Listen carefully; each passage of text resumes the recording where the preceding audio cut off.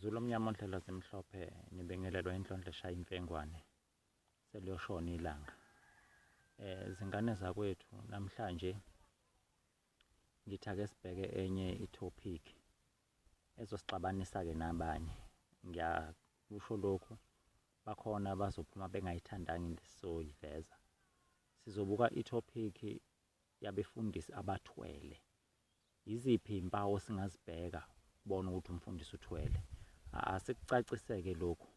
Ezinye zalezi zimpawu zizoba thinta abefundisi abangathwele ngezizathu thizeni.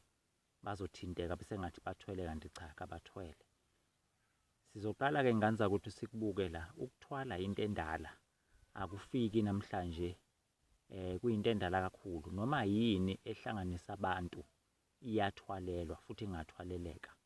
Abaculi bayathwala, bethwalela ukuba indumandumanti badume umhlaba wonke. Abaphathi bamabandla bayathwala, bethwalela ukuthi amabandla agcwale kuze kungene imali. Nabamabhizinisi kuningi okuthwalelwayo, nesikhundla siyathwalelwa. So zingane zakwethu asibukeni-ke kubefundisi. Asiqale la. Uma uzobuka ukuthwala kwabefundisi kuyinto engishilo athi kuyinto endala, akuyona into entsha, kudala kakhulu. Zehlukene futhi nezithwalo abathwala ngazo. Asikho-ke lapho, kodwa sikulokhu ukuthi sibabona ngani-ke thina. Esikhathini sanamhlanje kuba nezinto esingayibona ukuthi cha, umfundisi thizeni okungenzeka ukuthi khona la aya khona olanda into eyisithwalo ukuze ibandla lakhe lande. Nakho okokuqala, uma uzokhumbula abefundisi bakudala la eSouth Africa bekwabefundisi bebephuma beshumayele ivangeli cishe iSouth Africa yonke. Ingekho lento yokuthi umuntu abe nendawo e-confined yokuthi yila kuphela atholakala khona. Bekwaziwa mawuzobuka abafundisi abafana abaholi bamabandla abafana Isaiah Shembe umqalo wendlela kwibandla lamaNazaretha, sithathe Nicholas Bhengu, Job Chiliza, William Duma nabanye. Ngabantu laba abathe bemukela ivangeli sebelishumayela bethunywa uNkulunkulu. Bayihamba lonke izwe lakwaZulu leli. Noma sazi ukuthi isizinda sobuNazaretha uShembe wasibeka ekuphakameni, kodwa uShembe ubefika ngakithi, kovela behleka ubefika, zonke iy'ndawo ey'hambela eshumayela abantu bephenduka. Ebese bashiya futhi kuleyo ndawo abaphendule kuyona akhe ithempeli lapho kube nethempeli. Bekuba kanjalo. Nalaba abanye abefundisi nabo futhi bebenza kanjalo. So kuqaphele ngane yakwethu ukuthi kube nebandla othi ukhonza kulo libe nongqoshishilizi walo, ngoba ibandla elinongqoshishilizi ethiwa cha-ke la sekugcinile kukhuluma ungqoshishilizi akuseqiwa. Sola phela ukuthi nawe lowo muntu uthwele. Ibandla alakhiwa indoda, ibandla lakhiwa amadoda, ibandla lakhiwa inkosikazi, ibandla lakhiwa amakhosikazi. Kuba nezizinda impela okwazi cha, iy'phiwo zehlukene. Okwesibili, ngane zakwethu, kuxwaye lento yokuthi kuthiwa cha kuleli bandla umuntu onamandla okwenza yonke into, ukuthandazela abantu, kuphuma amadimoni, umfundisi, abazalwane bakhona bakwazi ukukwenza. Hhayi, qhela ngane yakwethu, akili ibandla lelo, khona into ekhona lapho. Uma kuwukuthi umfundisi lowo uyena kuphela onalawo mandla, abazalwane abangaphansi kwakhe abanawo, baleka phela nawe. Ngoba iBhayibheli lithi uthi uyasho wena uJesu uthi lezi zibonakaliso ziyabalandela abakholwa ukuthi ngegama lami bokhipha amadimoni. Uma sekuthiwa ukukhishwa amadimoni into eyaziwa umfundisi kuphela, qhela ngane yakwethu kuningi oku-wrong lapho. Akwazi akwenzeki. Okwesithathu-ke esingakubheka ilokhu kokuthi ibandla libe sendaweni eyodwa. Kuthiwa uma ufuna leli bandla ulithola endaweni ethile. Kunebandla elinye engilaziyo engizuligagula ngegama. Leli bandla selilidala kakhulu, lidala liyeminyakeni ewu-30 manje likhona. Uma leli bandla likhona, ngake ngavakasha khona, ngayithanda indlela abadumisa ngayo. Cha, indumiso yakhona zingane zakwethu iphilile, ngayithanda yangiheha. Ngabe sengibuza-ke kubaholi bakhona ukuthi kungani leli bandla liba sesikhawini kuphela lingekho kwezinye iy'ndawo njengakwaDlangezwa, ngoba kwaDlangezwa selinabo abantu, bangaba negantsha khona. Impendulo engayithola mawulalela yayithi asifunde libandla libe kwadlangezwa li-right sesikhawini ngoba kusuka umuntu osemategulu aye esikhawini, kusuka umuntu osengwelezane aye esikhawini, kusuka umuntu kwesakamthetho aye esikhawini. Ngabe sengiqonda ukuthi khona insebenzo eyasetshenzelwa esikhawini. Leli bandla alikwazi ukuthi ngathi selineminyaka emingaka likhona lilidala kangaka seliya ku-30 weminyaka, kodwa lokhu laba sesikhawini, lokhu laba lapho nje namanje alikaze lishintsha. Ngizoligagula-ke ngegama ukuthi liphi, uyoyifunela wena uyicingele, vele maningi namabandla asesikhawini ku-safe, yangidalulanga lutho. Bese kuba enye into-ke ingane zakwethu esingayiqaphela,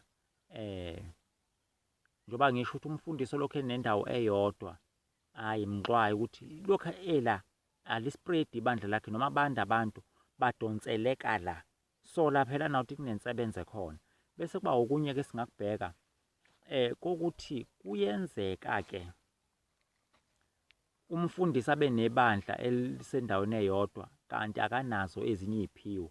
Angilinganise, khona umfundisi ongathola ukuthi unesiphiwo sokukwazi ukweluleka abantu ngokwemishado, imishado yabantu ivuke, yinto ayiphiwe leyo. Uyakwazi ukuthandazela noma umshado wakho usuhlakazeka uphinde ulunge umshado wakho, isiphiwo leso. Ebese sukeleka lo mfundisi akhele ibandla ngesiphiwo esisodwa. Lowo muntu kusengaba confined endaweni eyodwa kuthiwa cha lo mfundisi utholakala lapha ngenxa yesiphiwo. Uyafana lowo muntu nomuntu oyinyanga noma nomuntu owumthandazi. Ungabe usukuphambanisa kusuthi kusho ukuthi naloya mfundisi uthwele ngoba nakho ibandla lakhe aliqala lapha waphuma kulela waqala elakhe. Lokhu aba lapha likhulu kakhulu kunokuthi kukhulu abantu beza lapho, yena usuke cut off ini ama-cost okuba nebandla elisey'ndaweni ey'ningi ngoba vele usebenza yena ngani ngesiphiwo esisodwa. Ikhona-ke into ekanjalo ey'ngane zakwethu, abefundisi abasebenza ngesiphiwo besukela esiphiweni esisodwa bese beba nebandla-ke ngesiphiwo esisodwa. Bese okwesithathu zingane zakwethu, ixwayeni lento yokuthi nithandazelwe abantu niwe. Kuthiwa umuntu uma ekuthandazela uvele ushayeke phansi. Zingane zakwethu sikhuliswe ngayo inkolo lento bekade kukhona ukukholwa kudala. Abantu bebethandazelwa bengawo kodwa bebethandazelwa kuphuma izifo. Lento yokuthandazelwa umuntu noma ethi umuntu umthinte bese uyawa, so laphela nawuthi khona amandla noma khona izinto azicabele emzimbeni wakhe ezinamandla okukuwisa, ngoba ukuwa akusho ukuphuma kwedimoni, ukuwa akusho ukuthi amandla kaNkulunkulu akuwisa, futhi ukuwa akusho ukuthi ugcobo lolo. Ayikho into enjengaleyo. Sike sihambe bakwethu sizile ukudla siyothandaza ey'ntabeni, sihlale iy'nsuku sithandaza, akukaze ngathi masehlelwa amandla ey'ntabeni bese siwa phansi kuthiwa cha siyesawa. Ayikho into enjengaleyo. Zibuze-ke wena ukuthi kanjani lawa amandla kumfundisa ukuthi uma usumthinta uwe phansi, noma esekuthandazela athi fire uwe phansi, akukhomba umuntu ngomunwe uwe phansi. Buka nawe ukuthi yini le esuke ikuwisa, kucabangisise lokho ey'ngane zakwethu.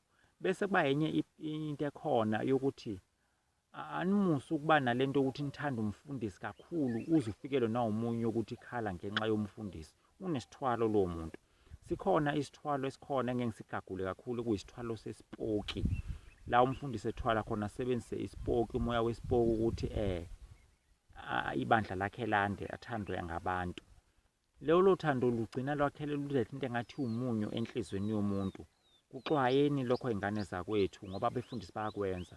Futhi leso sipoki kubuhlungu ngaso uma ithole sendoda usishadisa nowesifazane khona la ebandleni, bese kuba khona umuntu wesifazane ongezukushada ngoba useshadiswe nesipoki. Kodwa nina nonke nibe nisizakala nithi niyasizakala nje nisizwa amandla esithwalo. Kukhona into enjengaleyo. Okunye zingane zakwethu engizokusho, ngiyaxolisa ukusho kodwa ngizokusho. Kuxwayeni ukungena kulezi nkonzo ezibizwa ngama-ministry. Kuxwayeni ukungena kulezi nkonzo ezibizwa ngama-ministry. Kahle kahle i-ministry ayimakhi umzalwane oqinile novuthiwe kwekamoya. Kwakheka amagucu nje izinto ey'ubona kahle ukuthi noma kuwumzalwane khona kodwa hhayi kakuqini, kakupheleli. Angazi nami ukuthi kudalwa yini, kodwa nje kuma-ministry cha, akekho umuntu oyekakheke kwi-ministry. Ngale ndlela ukuthi abefundisi bama-ministry baze behambe beyofuna abazalwane abavele ezinkonzweni ezindala. Uma ufica umfundisi we-ministry kakhulukazi nje kulaba abasindisiwe, uzomthola umuntu umfundisi we-ministry ahambe eyofuna ukuthi uma engathola umuntu oyimemba ye-African Gospel Church, i-Full Gospel Church, noma i-Pentecostal Holiness Church, noma Apostolic Faith Mission noma i-Assemblies noma i-Baptist, umzalwane uqinile lo ozokwazi ukuma ngaye. The rest lokho asuke naye kuvundulule kuwe ema-ministry wahamba kushumayeza kusuke ngibe abazalwane angazi kudalwa yini. Nanokuthi-ke i-ministry kulula ukuyithwalela, yikho futhi banabazalwane abantekenteke ngoba kusuke kungakhiwa ibandla, kusuke kuyi-ministry encike ngesiphiwo salo mfundisi osuke ezoyakha. Bengikule nto ukuthi nebandla kalakhiwa ngesiphiwo esisodwa, so axwayeni amabandla angama-ministry nanebandla lokhu kuthiwa lokhu labasemarisburg alikwazi ukukhula. Uma ngabe umuntu ethunywe uNkulunkulu, uNkulunkulu emthuma ethi ngikuthuma esizweni samaZulu, akaligudule lonke lela kwaZulu. Akwazi ukuthi ngathiwa kunomfundisi othunywe uNkulunkulu okhetha iy'ndawo osebenzele emadolobheni kuphela kodwa bethunywe uNkulunkulu. Uma uthunywe uNkulunkulu, ingane zakwethu, asikubone komambulo emakhaya impela emahlanzeni la kukhala khona oncede bangumsindo bekhala oncede, sibone ukuthi uthunywe uNkulunkulu nakhu yile emakhaya. Sikubone kogcothoyi, sikubone kovela behleka ongoye uyoshumayela ivangeli ngokuthi uthunywe uNkulunkulu. Zingane zakwethu kuningi esingakukhomba ngabefundisi abathwele, nanokuthi-ke phela uma sebethwele into esikudinga kakhulu imali. Uzobona nawe ngendlela abayibiza ngayo imali, cha kubizwa imali, kusetshenzwa imali la. Kuxwayeni nani lokho ingane zakwethu ngoba ivangeli ali-equate to i-prosperity. Akuthi ngokuthi usuyakholwa usuzoba ne-prosperity, cha cha cha, zingane zakwethu akubi kanjalo. Bakhona abazokholwa behlupheke, bakhona abazokholwa bebe-right. Hhayi ukuthi uzothi uma usukholwa laphana bese kwenzeka into imali ezoqhamuka ngomlingo, imali engena emabhenki nayo yonke lento. Ayikho into efana naleyo. Zingane zakwethu, Indlondlo eshaya imfengwane, ngiyaxolisa kwabathinteke kabuhlungwana ngokushilo nongixolela kakhulu, kodwa khona kunjalo. Indlondlo eshaya imfengwane le, asihlangane la phansi kuma-comments bese uyasubscribe utshela abangani bakho ngendlondlo eshaya imfengwane. Inkosi ithele umusa.